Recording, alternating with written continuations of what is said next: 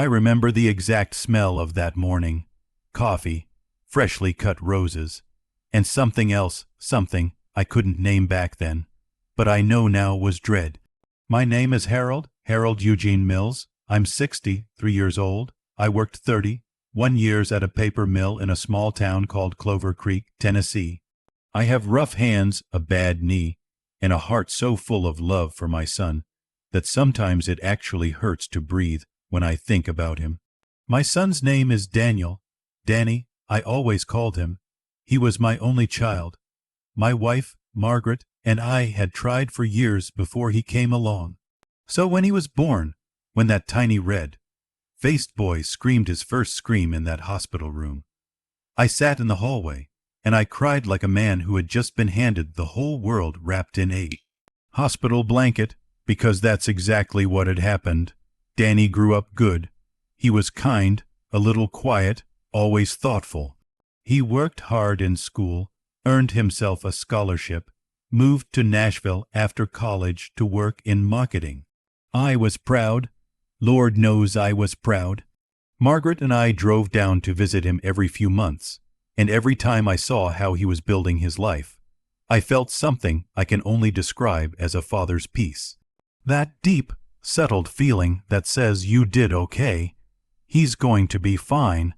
Then he met Vanessa, and everything started to shift. Now, I want you to understand something before I go any further. I am not a man who judges people quickly. I grew up poor. I know what it feels like to be looked down on. My own father worked double shifts his whole life and still died with nothing but a small house and a good name. I was raised to see people for who they are, not what they have.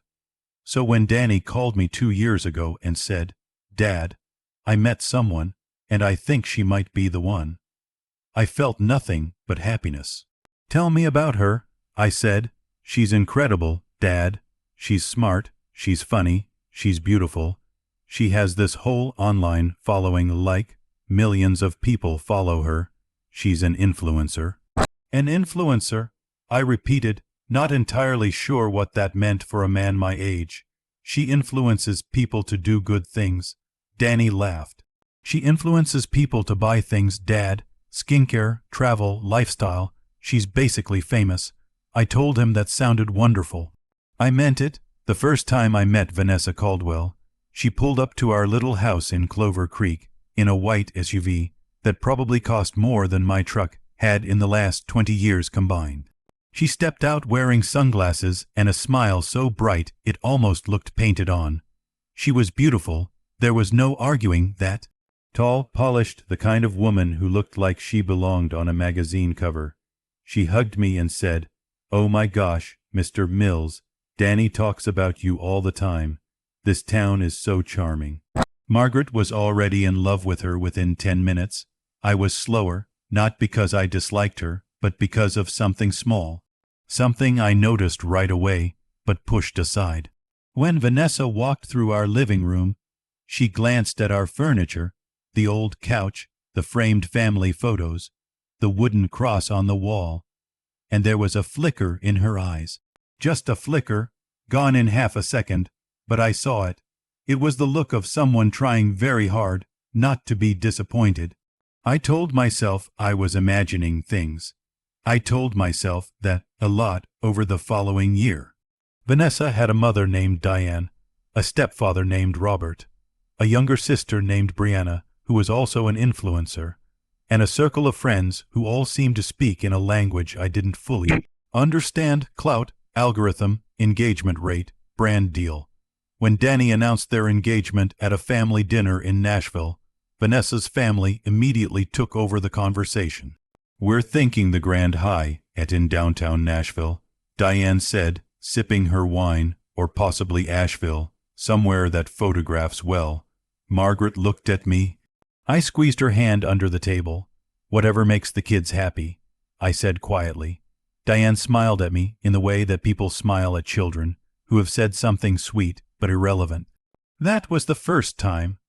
Over the following months, I watched as the wedding slowly became something that had very little to do with Danny and almost everything to do with Vanessa's brand. She hired a wedding photographer who was also her business partner. She partnered with a floristry company. The entire event was going to be documented and posted. A wedding content series, she called it, with a sponsored hashtag. I didn't say anything. I watched my son nod along to conversations about centerpiece aesthetics and lighting rigs while looking, to my old eyes, increasingly like a man who was slowly disappearing inside someone else's vision, but he seemed happy. He said he was happy, and Danny had never lied to me before. One evening I was helping him assemble some furniture in his apartment, just the two of us, and I said carefully, "You doing all right, son, with all this wedding stuff?" He paused for a moment. His back was to me. "It's a lot, Dad," he said, "but Vanessa knows what she's doing. She has a vision." "I'm sure she does," I said. "I'm asking about yours." He turned around and looked at me, and for just a moment I saw something in his face that looked like a window that had been painted shut. Like there was something on the other side that couldn't get out. "I'm good, Dad," he said, and he went back to work. I went back to work too, but I kept that window in my mind, the painted, shut window. The rehearsal dinner was held at an upscale restaurant in Nashville called Rosewood and Vine. I wore my best suit, the navy blue one Margaret had bought me for our 25th anniversary. I shined my shoes. I combed my hair. I know how I look. I'm a big man with a weathered face and hands like two baseball mitts. I don't look like I belong in a place with linen napkins and a sommelier. I know that, but I was happy to be there. I was proud. My boy was getting married the next day, and my heart was so full I could barely stand it. Margaret looked beautiful in her burgundy dress.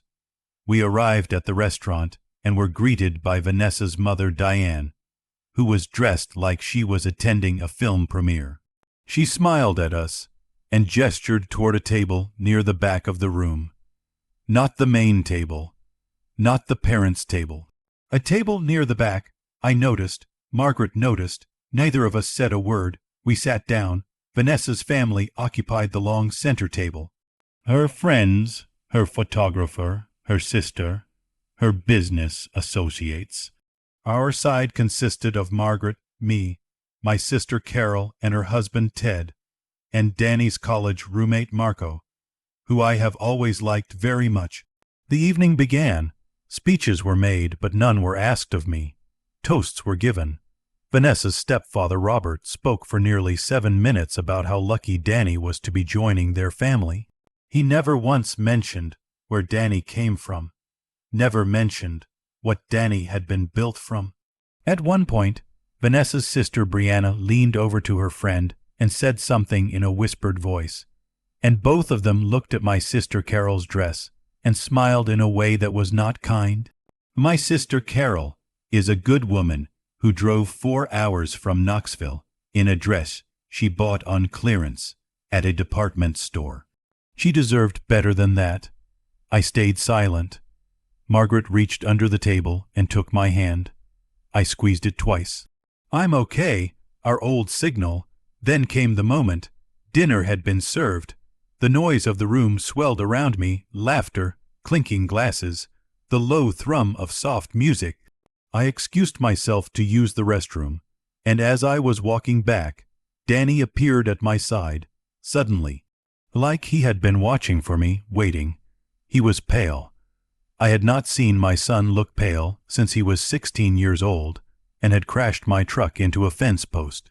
"Dad," he said. "Hey, son." I smiled, reaching out to pat his shoulder, and then he grabbed my arm. Not gently. He grabbed it like a man grabbing the railing of a ship in rough water. He pulled me slightly away from the crowd, into the narrow space between a decorative wall partition and the edge of the room. His eyes were wide, and there was sweat on his forehead. He leaned close to my ear, and in a voice so low that only I could hear him, he said, "Dad, don't let me marry her, please." I froze. I stood completely still. The noise of the restaurant continued around us. Someone laughed loudly at the center table. A waiter walked past with a tray of champagne. I looked at my son's face, and I saw it, not just the painted, shut window I had noticed before. I saw the whole wall now. I saw what was behind it. Fear. My son was afraid. Danny. I said carefully, keeping my voice steady, keeping my face calm, because I did not want anyone watching us to know what was happening. Tell me what's going on. He swallowed. He glanced back toward the table. Vanessa was laughing at something, her head tilted back, her hand on her stepfather's arm. I found something, Danny said, 3 days ago. I found something and I haven't been able to sleep. I haven't been able to think, and I don't know what to do, Dad. I don't know what to do. What did you find, son? He opened his mouth, and then Vanessa's mother Diane was there, appearing from nowhere, smiling her perfect smile, placing her hand on Danny's arm. There you are, she said warmly, as if she had just been looking for him for fun. Danny, sweetheart, they want to do the couple's photo before dessert. Vanessa's asking for you. She looked at me. The smile didn't waver, but something in her eyes went flat. Harold, she said, as if she had just noticed I was there. Making sure your son isn't getting cold feet. She laughed lightly. Danny looked at me. I looked at Danny. Tell me, my eyes said to him. I can't, not hear his said back.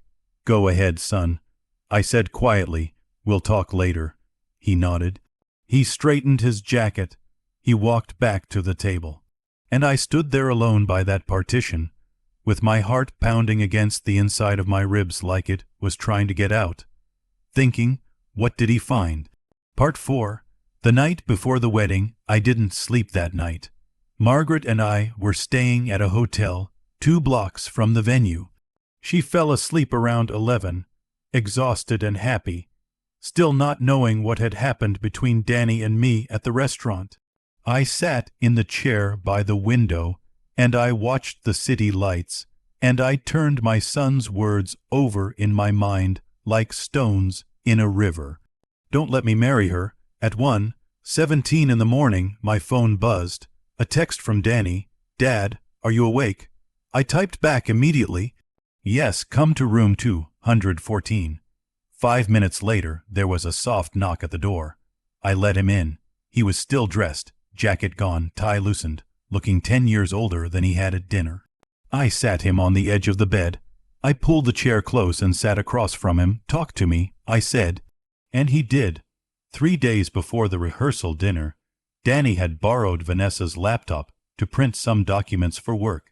Her computer was already open. He wasn't snooping. He wasn't suspicious.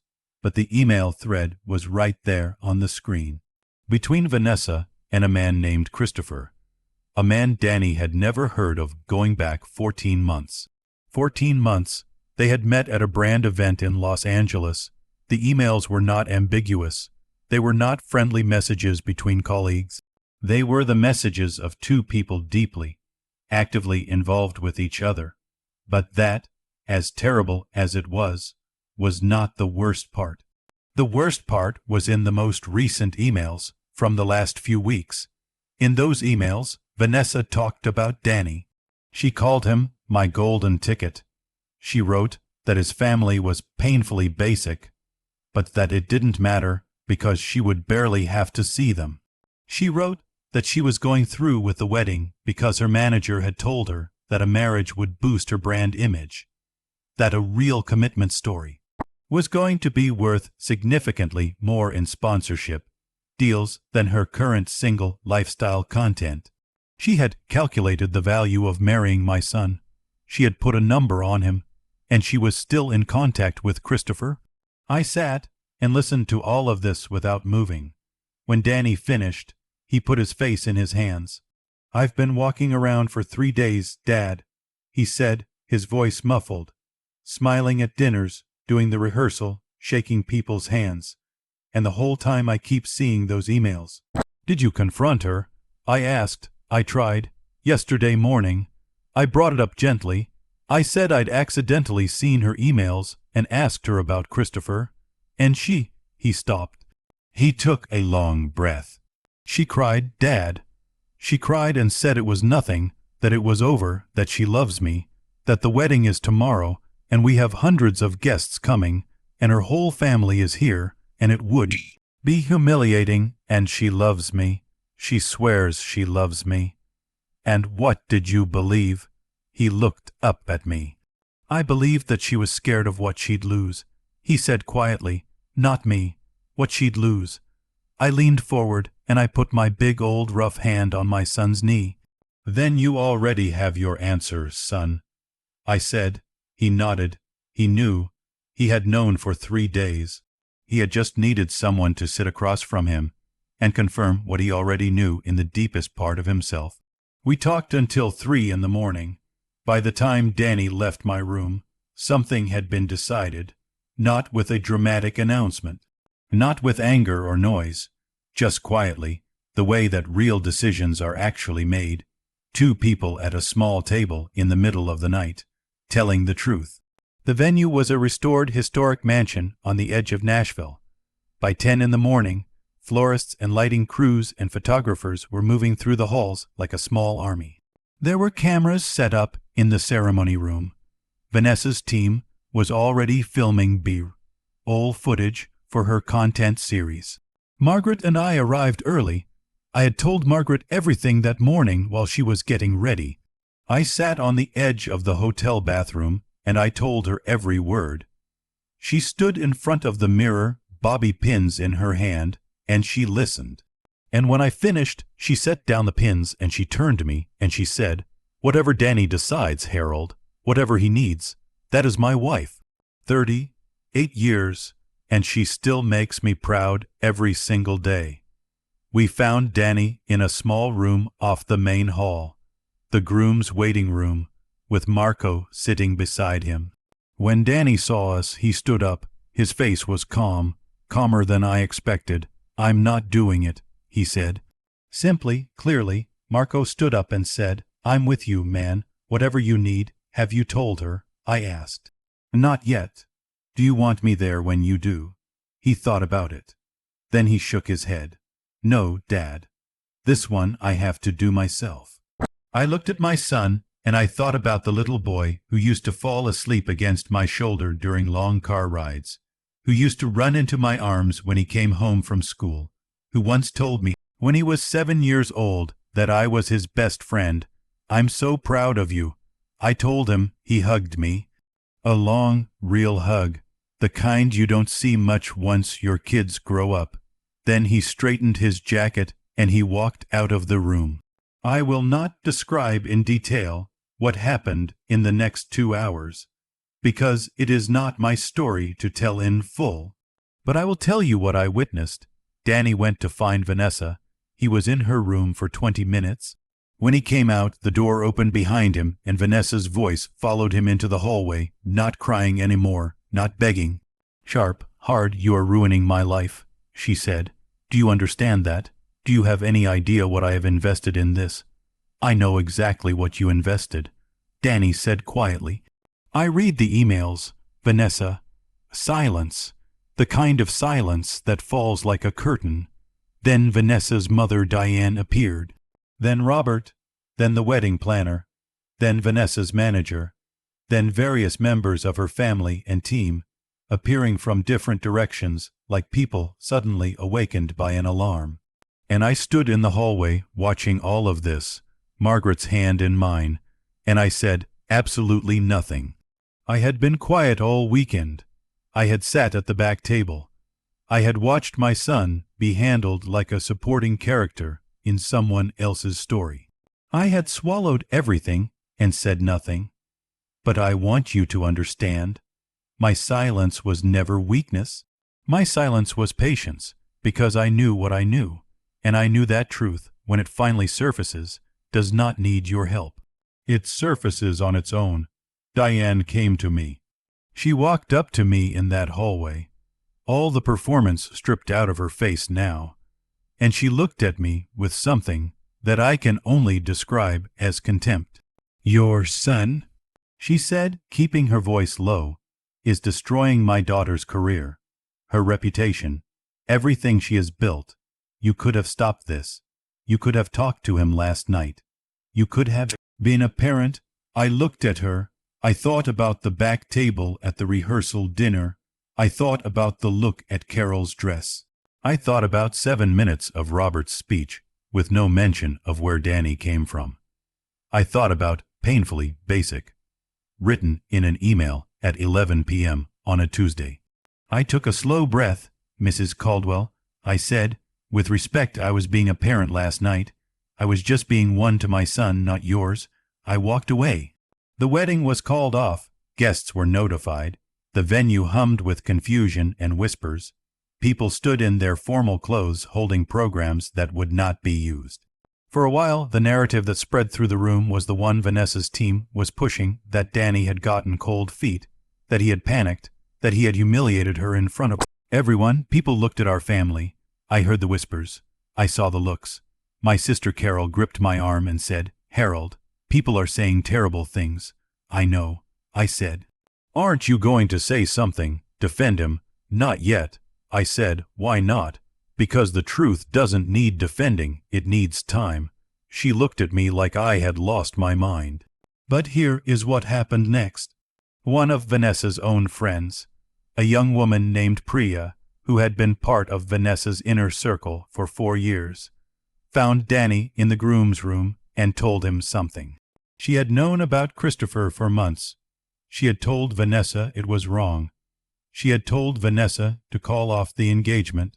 And Vanessa had told her, and this is the part that broke something open in the room when it came out, that Danny would never find out, and the wedding content alone would fund 2 years of brand growth. Priya had taken screenshots of those conversations. She gave them to Danny.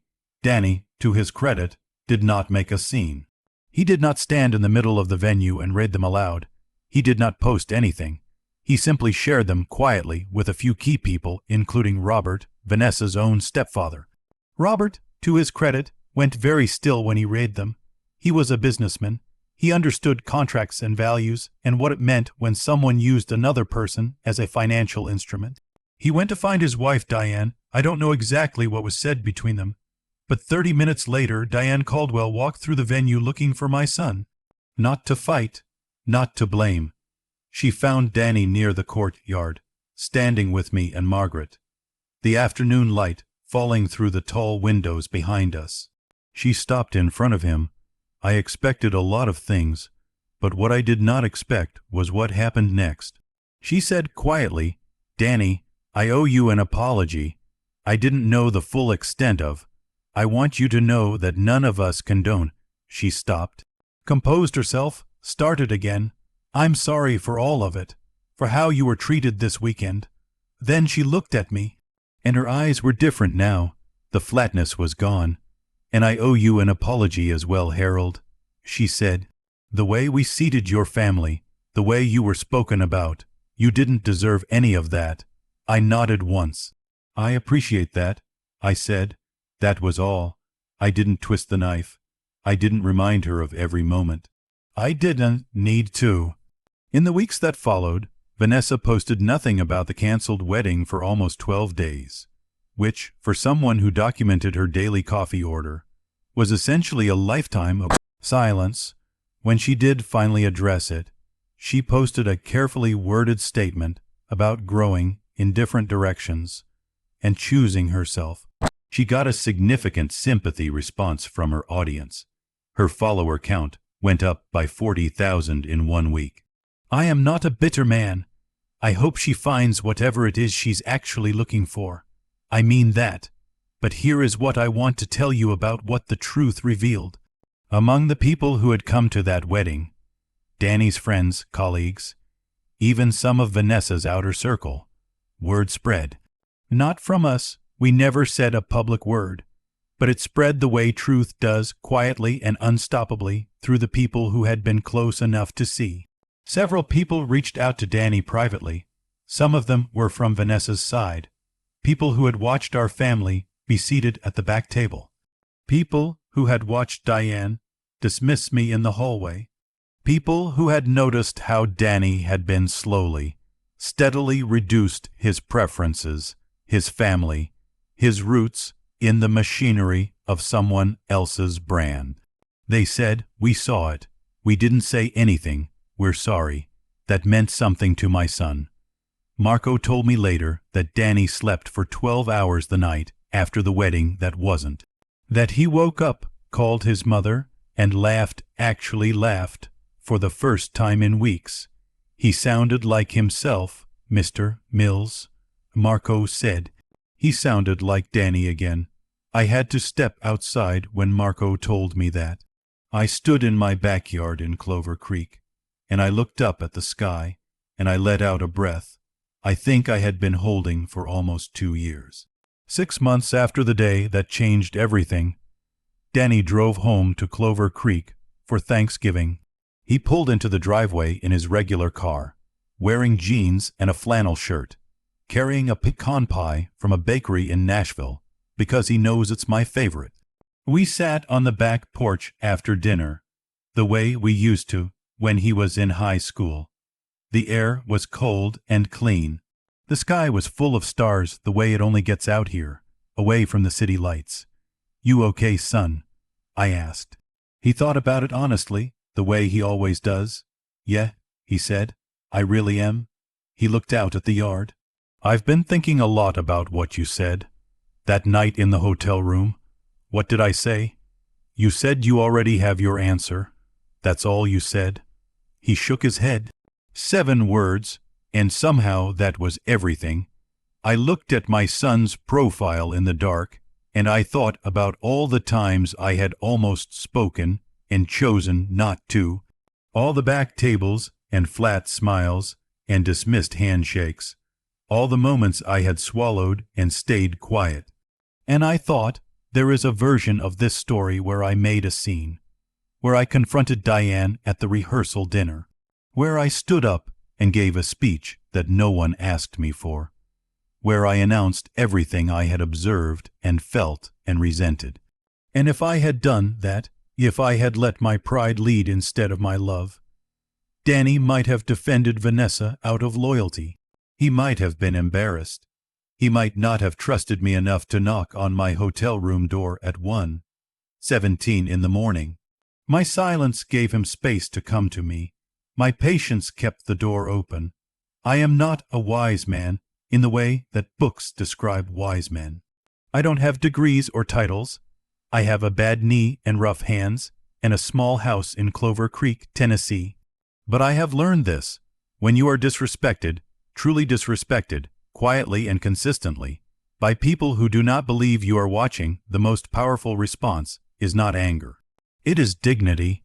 It is continuing to show up with love and steadiness for the people who need you, not wasting that love on people who are too busy measuring your worth to feel it.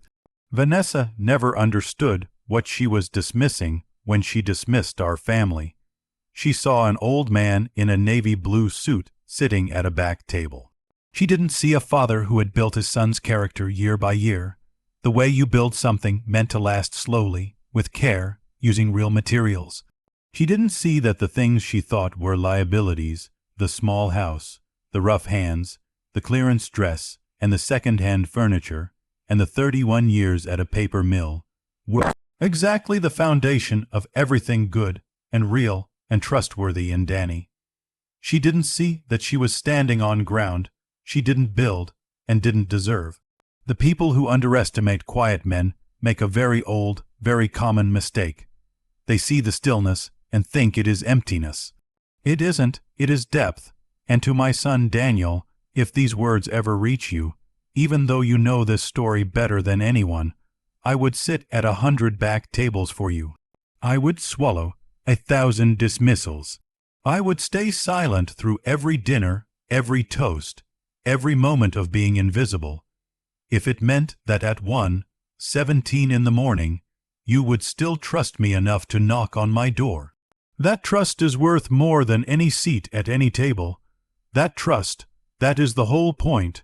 That is everything. If this story meant something to you, if you have ever been the quiet one, the overlooked one, the one sitting at the back table with love in your heart and dignity in your silence, then this story was for you. share it with someone who needs to hear it today, and if you haven't already, subscribe and stay close, because there are more stories like this one, real ones, human ones, ones that remind us what actually matters.